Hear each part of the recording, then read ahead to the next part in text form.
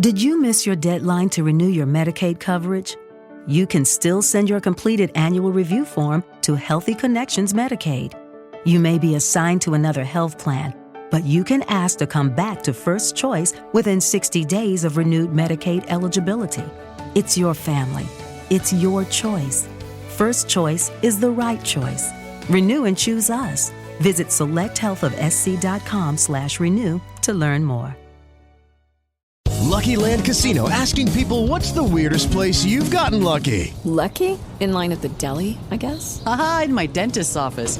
More than once, actually. Do I have to say? Yes, you do. In the car before my kids' PTA meeting. Really? Yes. Excuse me, what's the weirdest place you've gotten lucky? I never win and tell. Well, there you have it. You can get lucky anywhere, playing at LuckyLandSlots.com. Play for free right now. Are you feeling lucky? No purchase necessary. Void where prohibited by law. 18 plus. Terms and conditions apply. See website for details.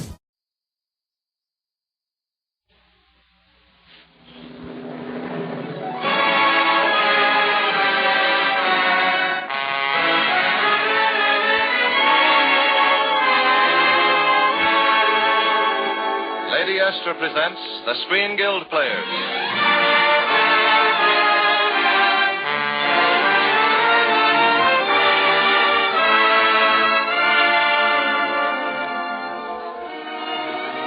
The Screen Guild play tonight, The Juggler of Our Lady.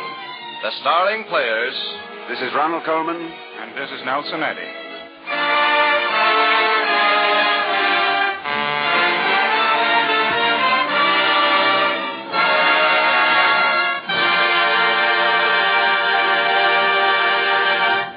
The Lady Esther Screen Guild players welcome you, and we hope your entire family and all your friends are listening in. For tonight is the long-awaited night in our show, the night when we present once again our beautiful and well-loved Christmas story, The Juggler of Our Lady, starring Nelson Eddy and Ronald Coleman. John Nesbitt, the famous commentator, wrote this adaptation of Anatole France's dramatic legend, and we thought it so beautiful a Christmas tale that several years ago we asked John's permission to perform it. Lady Esther is proud to bring it to you again tonight.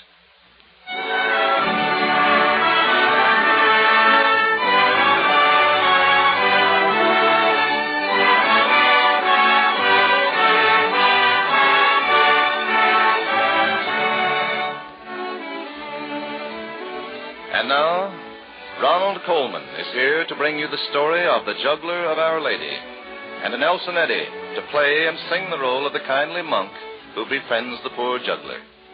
The special musical score will be played by Wilbur Hatch's Augmented Orchestra. Ladies and gentlemen, The Juggler of Our Lady.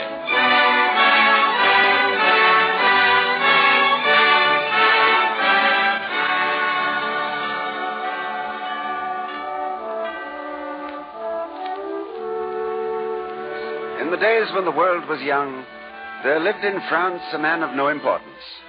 Everyone said he was a man of no importance, and he firmly believed this himself.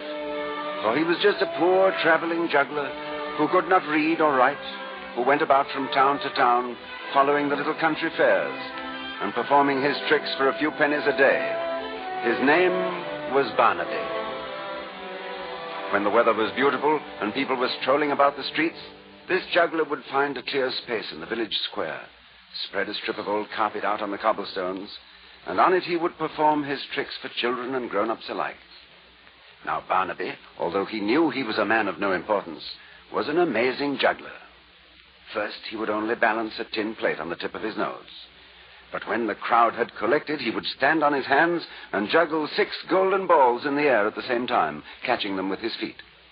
And sometimes, when he would juggle 12 sharp knives in the air, the villagers would be so delighted that a rain of pennies would fall on his strip of carpet. And then, when his day's work was over and he was wearily resting his aching muscles, Barnaby would collect the pennies in his hat, kneel down reverently, and thank God for the gift. Always the people would laugh at his simplicity, and everyone would agree that Barnaby would never amount to anything. But all this is about the happy days in Barnaby's life, the springtime days, when people were willing to toss a penny to a poor juggler. But when winter came, Barnaby had to wrap his juggling equipment up in the carpet and trudge along the roads begging a night's lodging in farmers' barns or entertaining the servants of some rich nobleman to earn a meal. And Barnaby never thought of complaining. He knew that the winter and the rains were as necessary as the spring sunshine, and he accepted his lot. For how, Barnaby would say to himself as he trudged along, could such an ignorant fellow as myself hope for anything better? Now, 1 year in France, there was a terrible winter.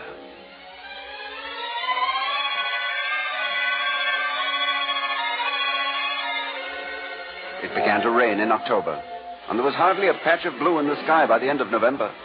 Yes, a terrible winter. The poor people huddled in their thatched huts and slowly starved away, and it is said that the wolves came down out of the mountains and ranged through the icy streets of Paris itself. And you can imagine what all this did to the little vaudeville entertainer whom this story is about.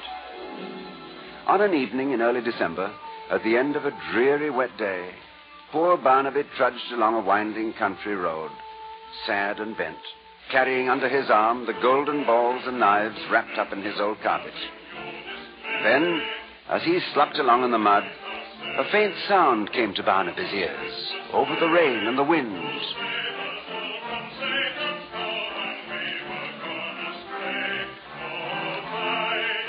Someone was coming up the road, and in spite of the storm, was singing as happily as if it were a day in June. Barnaby stopped and listened, with the rain running down to the tip of his short little nose.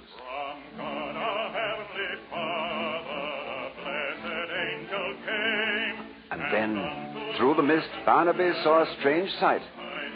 Coming slowly around a bend in the road was a fat white mule. And on the mule's back, with his legs sticking almost straight out on each side, was a young monk. Now and then the young monk would bang the mule's side with his heel, and then go on singing into the storm with all his might.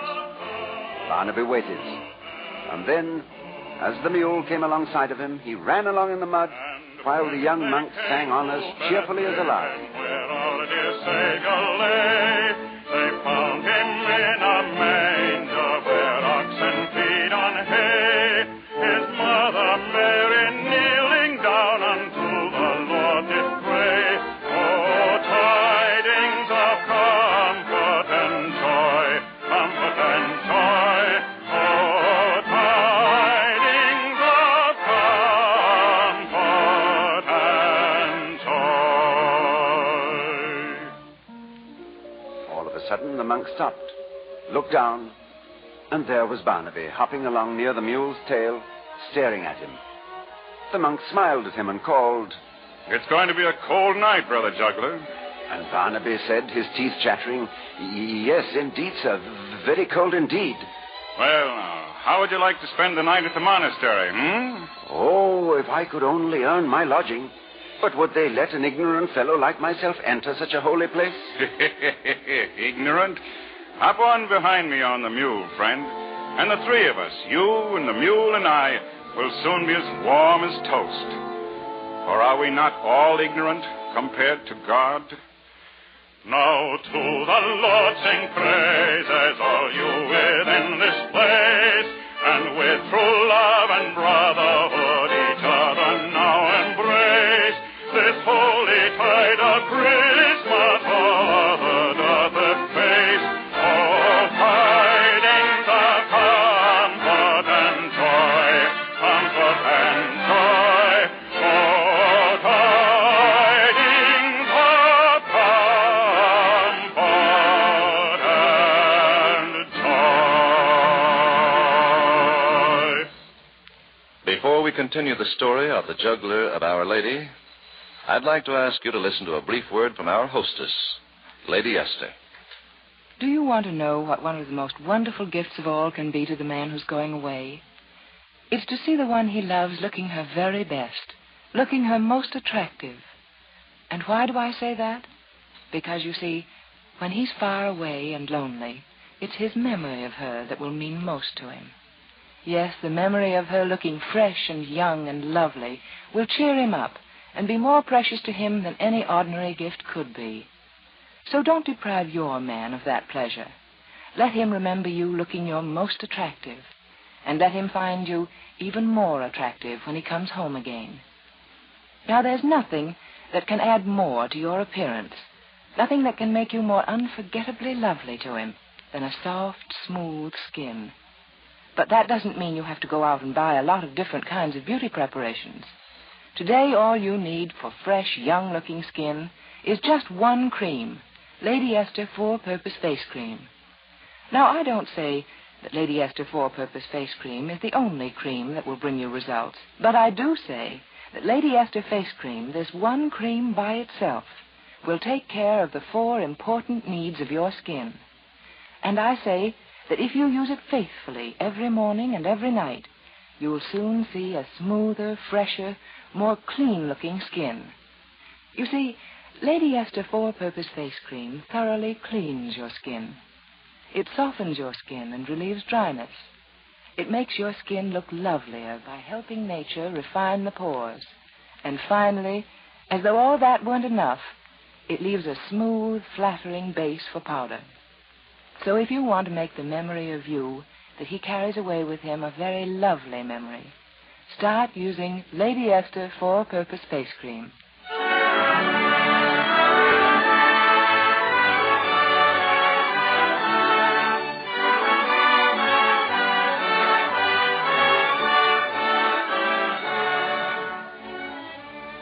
And now, Ronald Coleman and Nelson Eddy continue with the Lady Esther Screen Guild Players' presentation of The Juggler of Our Lady.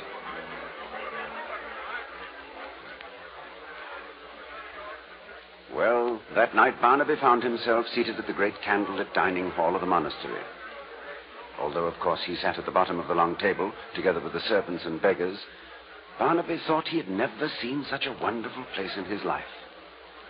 Everybody was laughing and telling old-fashioned jokes, and there were enormous steaming pasties standing about everywhere on the table, and huge tankards of creamy, foaming ale, and great pitchers of homemade wine. And, well, Barnaby just sat and ate and drank more than he ever had in his life. And then, to cap it all, his friend the monk, now in a fine dry robe, and just as merry as ever, was standing up to sing for the assembled company. Balthazar's song, which tells the tale of one of the 3 wise men journeying out of the east to Bethlehem.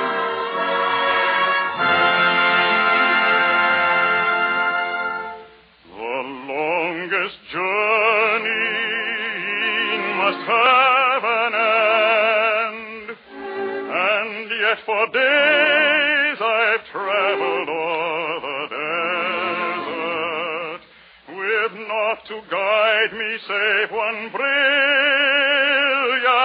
star.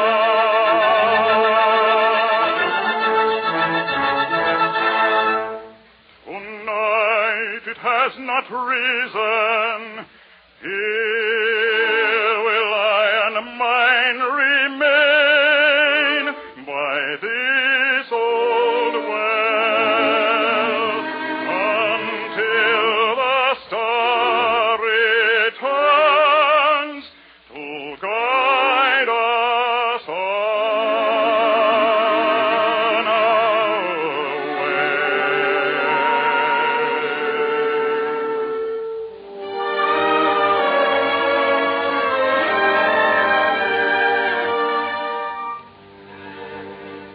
The night is dark and all is drear around me.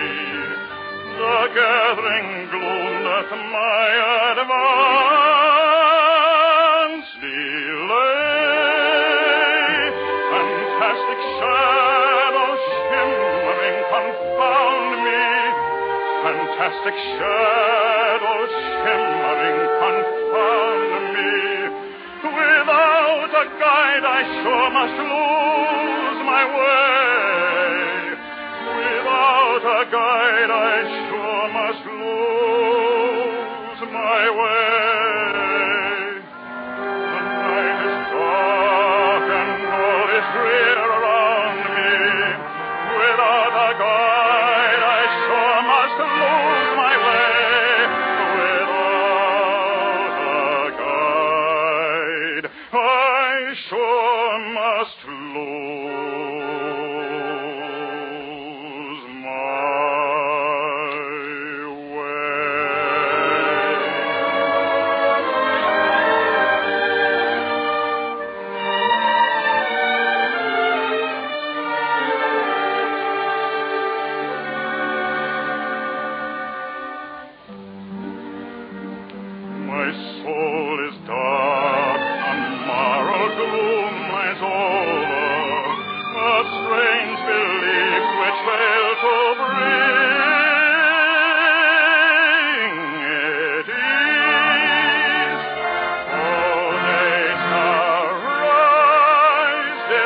disperse the clouds that hover.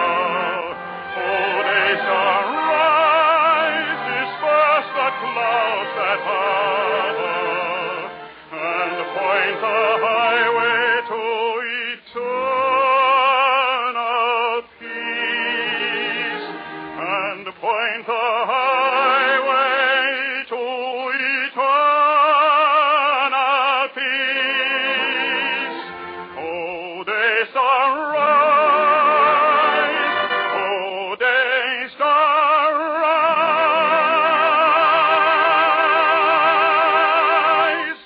And point to the highway to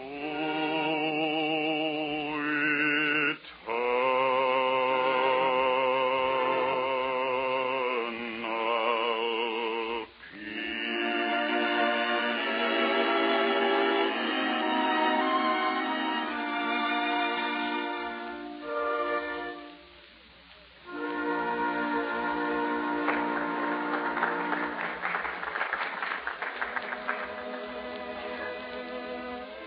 Then, as the singer sat down again, suddenly everybody looked at Barnaby.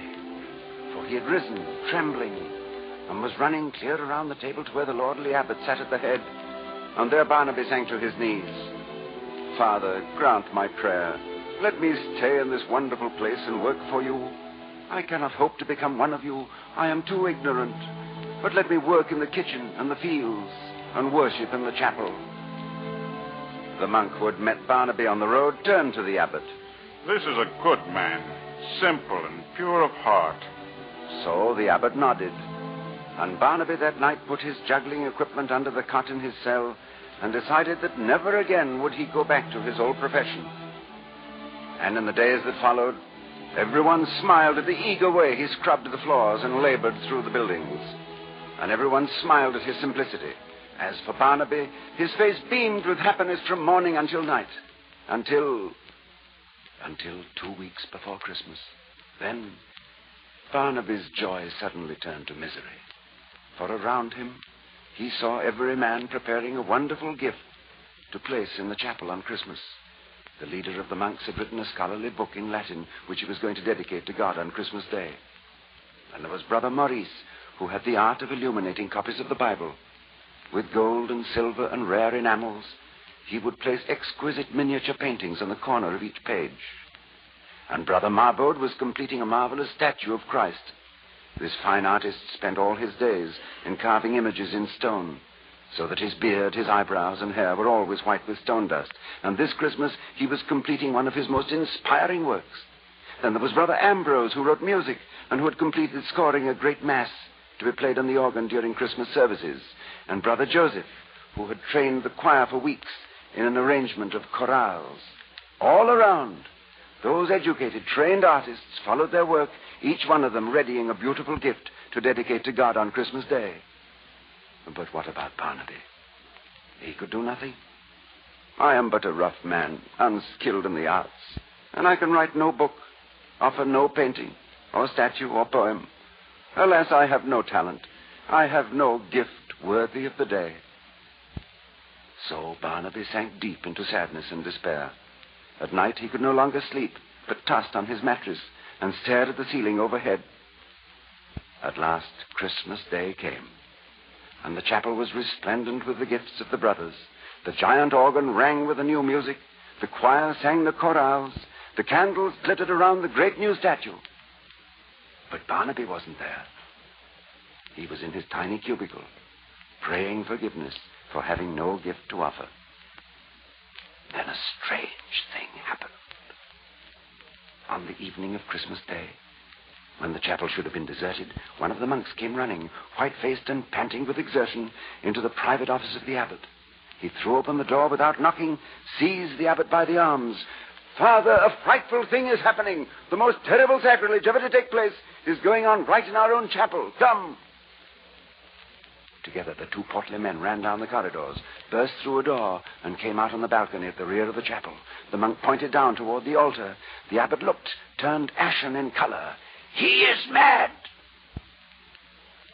For down below, in front of the altar, was Barnaby. He had spread out his strip of carpet, and kneeling reverently upon it, was actually juggling in the air 12 golden balls. He was giving his old performance, and giving it beautifully. His bright knives, the shining balls, the tin plate balanced on the tip of his nose. And on his face was a look of adoration and joy. "We must seize him at once," cried the abbot, and turned for the door. But at that moment, a light filled the church, a brilliant beam of light coming directly from the altar, and both the monks sank to their knees. For as Barnaby knelt exhausted on his carpet, they saw the statue of the Virgin Mary move. She came down from her pedestal, and coming to where Barnaby knelt, she took the blue hem of her robe and touched it to his forehead, gently drying the perspiration that glistened there. Then the light dimmed, and up in the choir balcony, the monks were joined by the brother who had befriended Barnaby. His eyes were moist with joy as he perceived the miracle below. He turned and spoke to the abbot. God has accepted the only gift he had to make. And the abbot slowly nodded.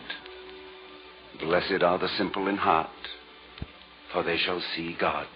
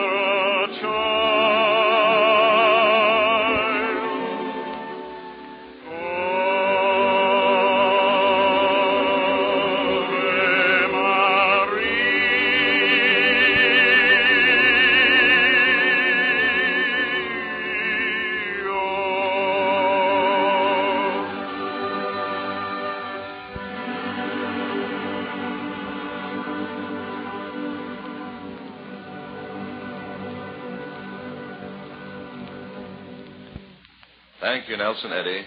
That was magnificent. We planned a program of laughs and chuckles for you next Monday night. It was one of our most successful stage plays and also a most entertaining picture, The Male Animal. Our stars will be Olivia de Havilland, Joel McCrae, and Jack Carson. Ronald Coleman can now be seen in the Metro-Goldwyn-Mayer picture Random Harvest. Nelson Eddy appeared tonight through the courtesy of the makers of Old Gold cigarettes. And thank you, ladies and gentlemen, to Wilbur Hatch, John Nesbitt, for their splendid contributions to this Christmas program. And now, as a sort of surprise holiday gift, Nelson Eddy returns to bring us a wonderful song which he has sung on our Christmas program for the past several years. A song which we have come to regard as a great Yuletide tradition. Ladies and gentlemen, Nelson Eddy, the choir, and the orchestra in the Lord's Prayer.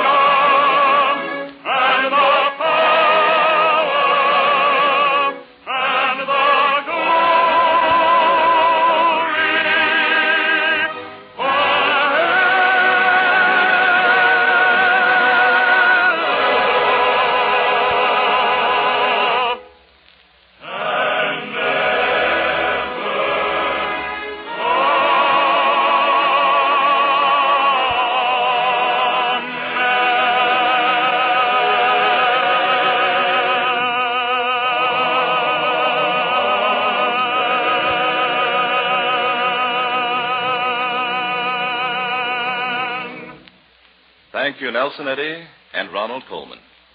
The Screen Guild players are presented by Lady Esther, who wishes you good night and Merry Christmas. This is the Columbia Broadcasting System.